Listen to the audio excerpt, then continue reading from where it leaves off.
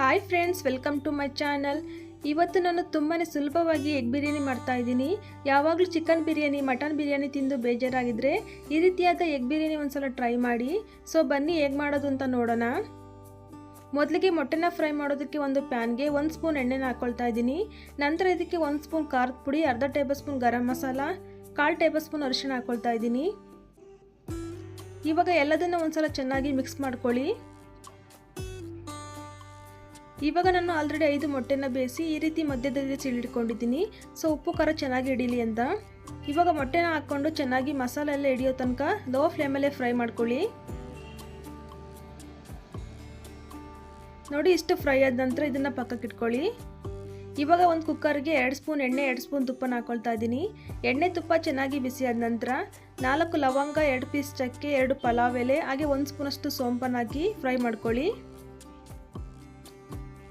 ನಂತರ ಇದಕ್ಕೆ 2 ಮೀಡಿಯಂ ಗಾತ್ರದ ಈರುಳ್ಳಿನ ಈ ರೀತಿ ಉದ್ದುದ್ದ ಕಟ್ ಮಾಡಿ ಸೇರಿಸ್ಕೊಳ್ತಾ ಇದ್ದೀನಿ. ಇವಾಗ ಈರುಳ್ಳಿ ಸ್ವಲ್ಪ ಕಲರ್ ಚೇಂಜ್ ಆಗೋವರೆಗೂ ಫ್ರೈ ಮಾಡ್ಕೊಳ್ಬೇಕು. ನಂತರ ಇದಕ್ಕೆ 2 ಹಸಿಮೆಣಸಿನಕಾಯಿನ ಈ ರೀತಿ ಕಟ್ ಮಾಡಿ ಸೇರಿಸ್ಕೊಳ್ತಾ ಇದ್ದೀನಿ. ಹಾಗೆ ಸ್ವಲ್ಪ ಕೊತ್ತಂಬರಿ, ಸ್ವಲ್ಪ ಪುದೀನನ ಹಾಕಿ ಫ್ರೈ ಮಾಡ್ಕೊಳ್ಳಿ. ಈ ರೀತಿ ಎಣ್ಣೆಯಲ್ಲಿ ಹಾಕೊಳ್ಳೋದ್ರಿಂದ ಆ ಫ್ಲೇವರ್ ತುಂಬಾ ಚೆನ್ನಾಗಿರುತ್ತೆ.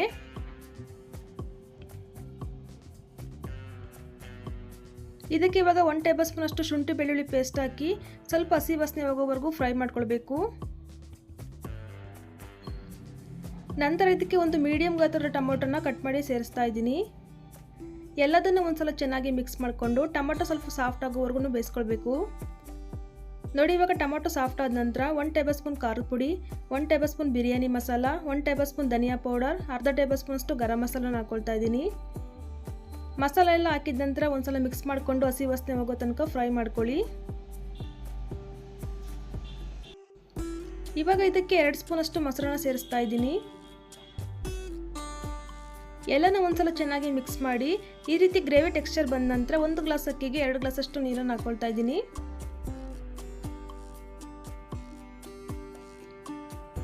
ಹಾಗೆಯೇ ರುಚಿಗೆ ತಕ್ಕಷ್ಟು ಉಪ್ಪನ್ನು ಸೇರಿಸಿ ಒಂದು ಕುದಿ ಬರೋವರೆಗೂ ಹಾಗೆಯೇ ಕುದಿಸ್ಕೊಳ್ಳೋಣ. ಸೊ ನೋಡಿ, ಈ ರೀತಿ ನೀರು ಚೆನ್ನಾಗಿ ಕುದಿ ಬಂದ ನಂತರ ನಾನು 10 ನಿಮಿಷ ಮುಂಚೆ ಅಕ್ಕಿನ ನೆನೆಸಿಟ್ಕೊಂಡಿದ್ದೆ, ಅದನ್ನು ಸೇರಿಸ್ಕೊಳ್ತಾ ಇದ್ದೀನಿ. ಅಕ್ಕಿನ ಹಾಕ್ಕೊಂಡು ಚೆನ್ನಾಗಿ ಒಂದ್ಸಲ ಮಿಕ್ಸ್ ಮಾಡ್ಕೊಳ್ಳಿ. ಈ ಟೈಮಲ್ಲಿ ನಾನು ಅರ್ಧ ಹೋಳಷ್ಟು ನಿಂಬೆಹಣ್ಣು ರಸನ ಹಾಕ್ಕೊಳ್ತಾ ಇದ್ದೀನಿ. ಹಾಗೆಯೇ ನೋಡಿ, ಈ ರೀತಿ ಅಕ್ಕಿ ಅರ್ಧದಷ್ಟು ಬೆಂದ ನಂತರ ನಾವು ಫ್ರೈ ಮಾಡಿಟ್ಕೊಂಡಿದ್ವಲ್ಲ ಮೊಟ್ಟೆನ ಸೇರಿಸ್ಕೊಳ್ತಾ ಇದ್ದೀನಿ.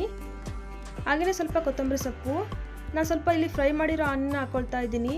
ಇದು ಆಪ್ಷನಲ್ಲೂ, ಬೇಡ ಅಂದರೆ ಸ್ಕಿಪ್ ಮಾಡ್ಬೋದು, ಬಟ್ ಹಾಕೊಂಡ್ರೆ ತುಂಬಾ ಟೇಸ್ಟಿಯಾಗಿ ಬರುತ್ತೆ. ಇವಾಗ ಲಾಸ್ಟಲ್ಲಿ 1 ಸ್ಪೂನ್ ಅಷ್ಟು ತುಪ್ಪನ ಹಾಕಿ ಕುಕ್ಕರಲ್ಲಿ ಕ್ಲೋಸ್ ಮಾಡಿ ಒಂದು ವಿಸಲ್ ಕೂಗಿಸ್ಕೊಳ್ಳೋಣ.